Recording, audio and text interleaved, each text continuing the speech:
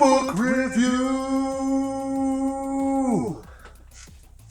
Oh yeah, finally back on track with the book reviews. And you're thinking, is it a new author? No. Is it a new novel?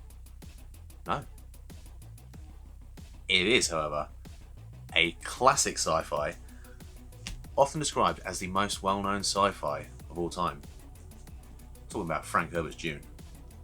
Let's go.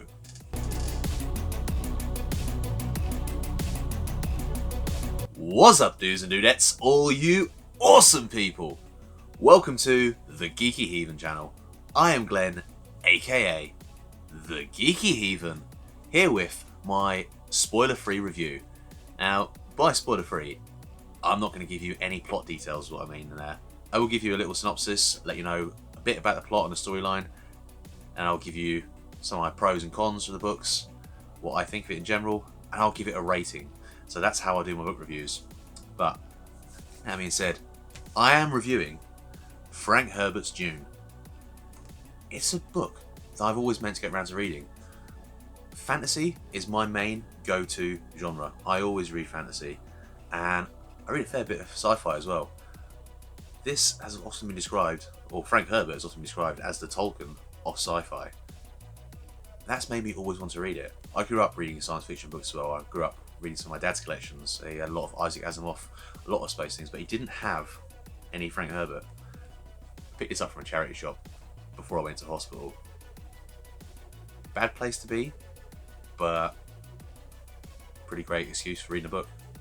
Dune is a science fiction novel.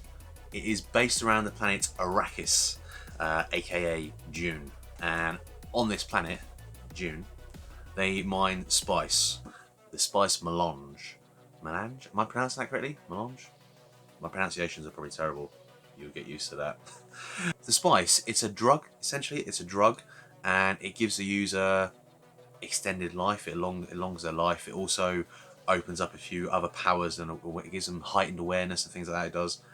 It's also used by a company called the Guild. Now, the Guild are essentially they're space taxis.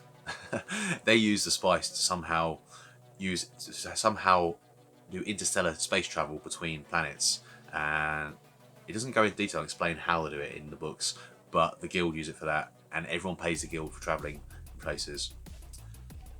There is a well-known comment or quote in this book, and it's, "He who controls the spice controls the universe." This story follows two feuding houses. It's Game of Thrones in space. And now I hate myself for saying that. Why, oh why, oh why? Why did I say that? I hate when people compare Game of Thrones to everything. It has a feudal system. That's where the comparison came from. So it's a feudal system, and there are two houses it follows in here. House Atreides and House Harkonnen. It follows their plots to rule and control the planet Arrakis. But as I was saying, it's a feudal system. I like this feudal system. I come from fantasy genres. That's what I read a lot of. So I'm kind of used to feudal systems. So you have houses, you have dukes, barons, lords, emperors.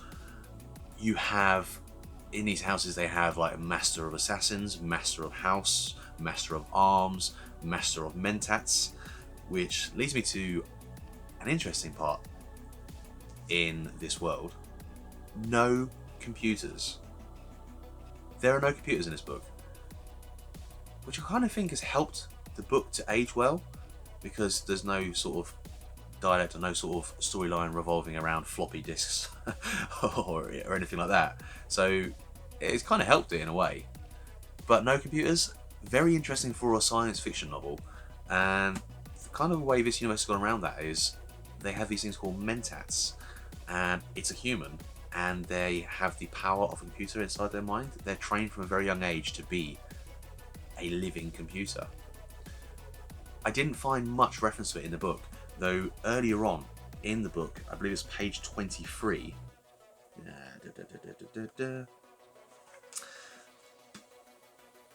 They have this, it's a conversation between one character and another, And he says, in this, is very, very interesting. He says, once men turned their thinking over to machines in the hope that this would set them free, but that only permitted other men with machines to enslave them. Thou shalt not make a machine in the likeness of a man's mind. And it also says on there, the Great Revolt took away a crutch. It forced human minds to develop. Schools were started to train human talents. Human talents such as the mentats, the really intelligent people who can do this out. There's also another school that was started called the Bene Gesserits. Now you have Bene Gesserits in this world. They are witches. They're space witches. They're like seeresses. They have psychic abilities, so they can see a little bit into the future and see lots of different possible outcomes. They're used as political points. People ask them political questions. They can help out. They're political advisors. That's what they are. But with these almost psychic abilities, I say almost, they are psychic abilities. They can, as they see many possible futures and outcomes, but not too far, only a little bit into the future. They also have a thing called the voice. Now they control a certain tone of their voice, and they can use that to command people and make people do actions, almost like Jedi mind trick. So that you hear and they'll come. You know, they can make people do, or someone's about to throw something, they'll stop using their voice and it will stop them. So it is a psychic ability they have. And this universe, with these Bene Gesserit and Mentat, it's ruled by the Emperor. He rules with a very heavy hand. He uses his shock troops, his highly trained troops called the Sardaukar, and they help him to rule this entire universe. But I say the storyline in this universe is around Dune and the two fighting houses. So the Emperor has put one house in charge, and another house is going to take over the charge on that planet. It's a great world. I quite liked the world that he built in this. Let's say the storyline, I could say pretty political. It is about two houses and a feud between two houses over a planet to rule this planet with the spices. But I quite liked it. Quite enjoyed the story. I should probably give you a few likes and dislikes before I give you my overall thoughts on it. Worms. That's my number one like. I loved the worms. Now, I have seen the movie when I was younger, in my teen years, early teens. I can probably remember about 60% of the movie, I'd say. Maybe a little bit less. I do remember the worms, and they were amazing. And the worms from this storyline, they have helped the imagination of many people from when he first wrote this in 1965 right up to now. They're still written into science fiction novels and lore everywhere, these giant space worms. I loved them. Reading about them was amazing. Something about this giant creature that moved in a strange way because it moved through sand. It just fascinated me. It's really interesting. I like that. Also, as I'm talking about the worms, the Fremen. The Fremen are the native population that live on Dune. I really liked reading about their culture, their background, their storyline, and I found it very interesting in that book. I like them. I should probably give you a dislike as well, so just full of likes. I wasn't too keen on the main character. He grown on me in the end, but there's a certain part in the story where I felt he suddenly became too good, too much of a superhero. He was flawless. Everything he did was perfect. He was at the right place at the right time. I find that happens occasionally with some books where the main character is written too perfect, and for me, I found that was the case with this one. I think he was written a little bit too perfect. Though I did come around towards the end again, and I started to like him again. The world building, I would say that's probably my favourite part. I loved the universe, and it left me wanting to know more about this universe, about all the different other houses, because this concentrates on two houses, but it hints that there are hundreds of houses. It talks about the Empire, talks about the Guild, and I wanted to know more about this Guild, about the Emperor, about these two houses that he followed, and about all the other houses. It left me wanting more, and I think the world building was very good. I mean, it's a desert. It's featured on Dune, which is a desert planet, so the world building was desert. but I'm going to include the entire universe, the entire everything around it in the world building, and I found the world building to be really good in this book. One more dislike. I can say the prose. For me, the speech felt at some points, especially early on in the book, it felt very inauthentic. It didn't feel like that character would speak that way. It did feel very posh, the language. By posh, I mean the language, the way it was English. The language that the sounds, the way they speak, the prose, made them sound almost like they were speaking the Queen's English. It's often described as a very British accent to it, I would say. It might just be because the book's a bit aged and that was more common back then, almost like reading a Shakespeare now. But the received pronunciation just felt very inauthentic to me. I couldn't get into some of the characters because of it. But like I say, as I read more of it, it grew on me. Overall, I really enjoyed it. Although initially the prose kind of put me off, I found it a difficult read to start with. I eventually became acclimatized to that style of writing and I started to really enjoy it. The ending felt a bit sudden to me. It felt almost rushed and I kind of wanted more, but you can't always get the ending you want, eh?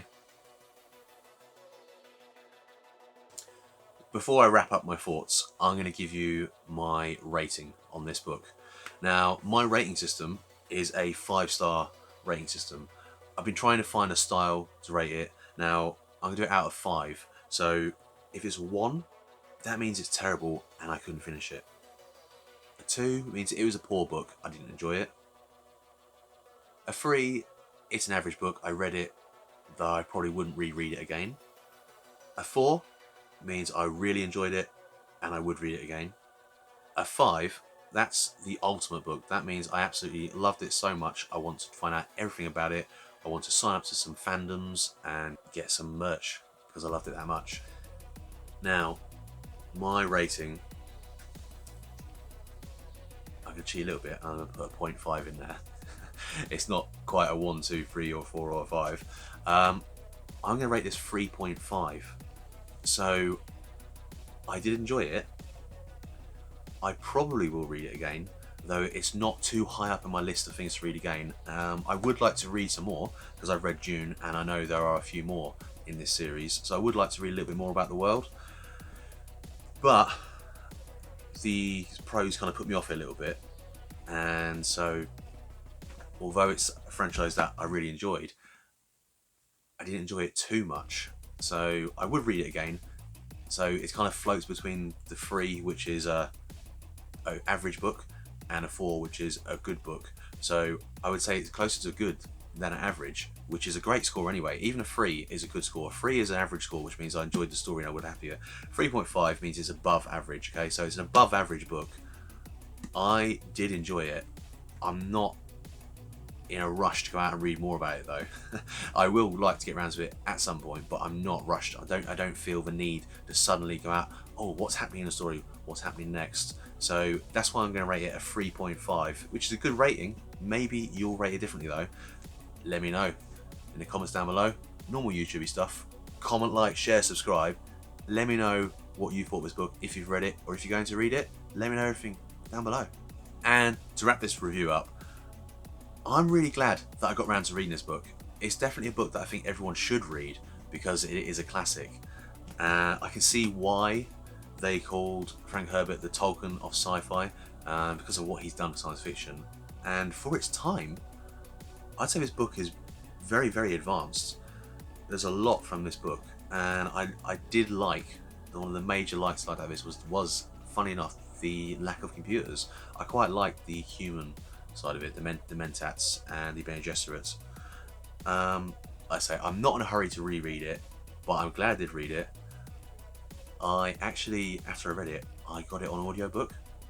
A little thing I'd say to you, the audiobook of this is possibly one of the best audiobooks, production-wise, that I've listened to.